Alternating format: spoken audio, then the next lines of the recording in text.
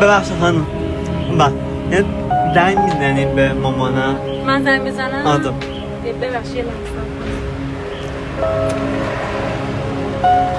لحظه. زنگ میزنید؟ من زنگ بزنم؟ آره. موبایل که شما ندارید. اینو بخونید. داد دادیم؟ سلام، من فعلا خونه نیستم. خوشحال میشم پیامتون رو بذارید.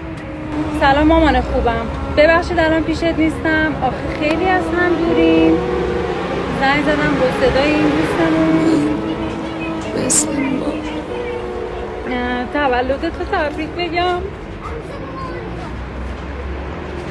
ببخشید نتونستم روز تولدت بیام. سر خاکت. تو خدافظ مامان.